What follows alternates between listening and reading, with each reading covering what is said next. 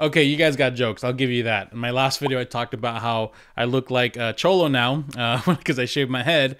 And here's some of my favorite comments. Yeah, you guys crack me up. There's a few of them that hurt, but most of them made me laugh. So there's been a trend on YouTube lately where people talk about why you shouldn't buy a house. And I like the idea because, frankly, right now more than ever, if you're considering buying a house, it's kind of difficult now to do. So that may be you thinking, hey, maybe instead of buying right now, maybe I should take a year or two to rent, or maybe I shouldn't just buy. So in this video, what we're going to talk about is what are the pros and the cons of buying a home versus renting a home. Essentially, it's going to be like buying versus renting, because essentially anything that's a con of buying a home is like you rent a pro of renting a home. So we're going to kind of just go with that in the flow. And I will make my Scout's honor promise right now, double finger crossed, quadruple finger cross, 5 finger cross. All my toes are crossed too right now. I'm not gonna be like, hey, buy a house, because I'm a real estate agent. I think if you watch my videos,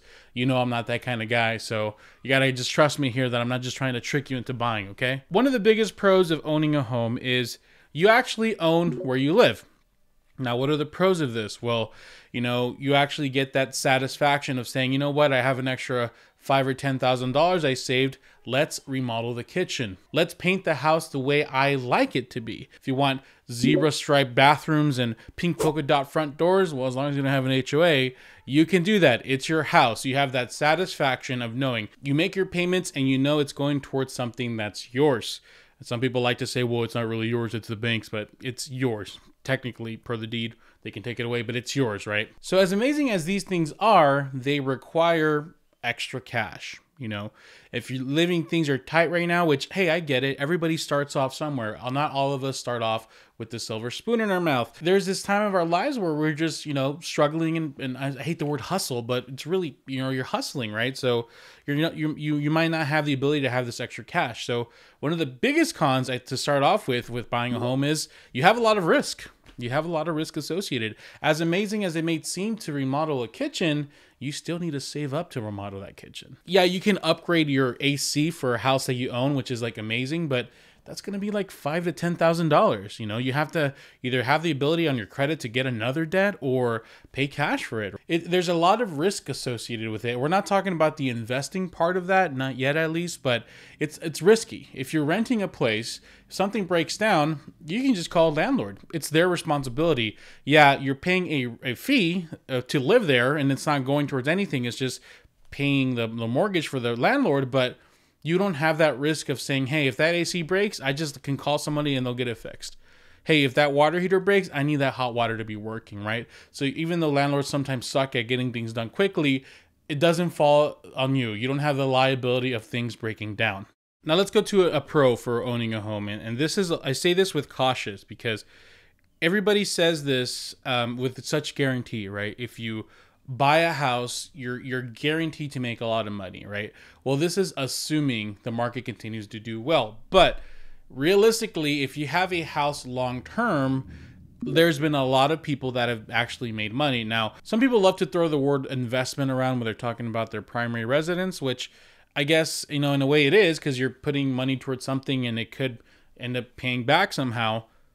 But if I'm talking about the pros of it, it's basically your way of dipping your toes into some kind of investment, right? You're going to have to live somewhere. Why not invest where you're living? It's not 2015 where, you buy a house and 3 years later you sell it, you make $100,000.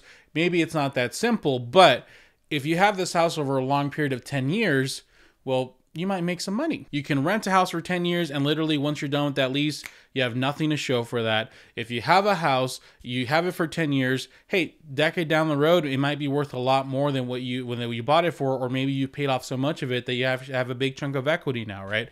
But let's go to the con of that. One of the cons of owning a home is you're assuming the market's going to continue to do well. Real estate's work in cycles, right?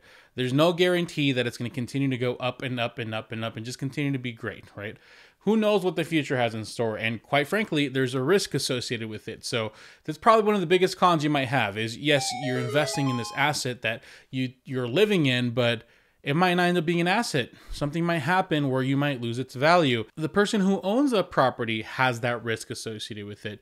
You, as long as you pay your monthly payment and you're there for the term of the lease, whatever it's going to be, you have a place to live. You know, I'm saying this in the gray area, right? Because there's no guarantee either or, right? But you should know both options. A big pro of purchasing a home is your monthly payment could be a lot cheaper, especially in like the main metro areas of in the larger cities.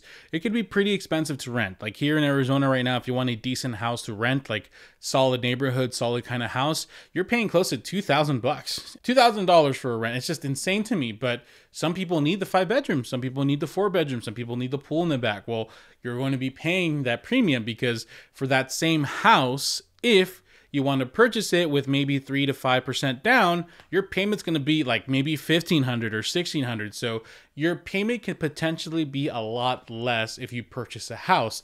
And this isn't true every single time, but it's something to definitely consider. Like if you are looking to buy right now a 4-bedroom, 2-bath home with, let's say, a pool, I would recommend you look at the rental listings. How much would it cost to rent? Like, what does that monthly payment look like? And don't just look at the expensive or cheap ones. Be realistic here. Maybe get an average of 5 or 10. Then compare that to the monthly payment that you're being quoted. Does it make sense? Are you paying about the same or are you paying a lot less? If you're paying a lot less, and 100%, it's a big pro buy this property. You're going to be paying a lot less. And even if something happens to the value down the road, as long as your job is stable, you will continue to pay that payment and you'll be able to afford it. Because here's the thing. If something happens to the market or there's an adjustment or, you know, a crash, quote unquote, you're going to have to live somewhere anyways. And rentals historically go higher in price when there's a recession or there's like a downturn in the market. So would you rather own your place that you're losing value on and pay a lesser payment on, or pay higher rent and not have that asset? You know what I mean? So at the end of the day, the monthly payment could end up sweeter. But the con of that is it requires preparation. I said something earlier where I said if you have 3 or 5% down, well, some people have a trouble saving that 3 or 5% down. Yeah, so you're gonna have to save that, but it's not just that, right? There's other fees to purchase a house. Especially in this market, you're gonna have to pay your closing costs. Closing costs could be another 2 to 3% on top of the purchase price. Maybe you have to pay an inspection for $600. Maybe you have to do an appraisal for $600. So there's all these little fees that add up that you need preparation for. And I know this seems like a silly con because clearly that's the case, but you know, to some people, they can save $20,000, right?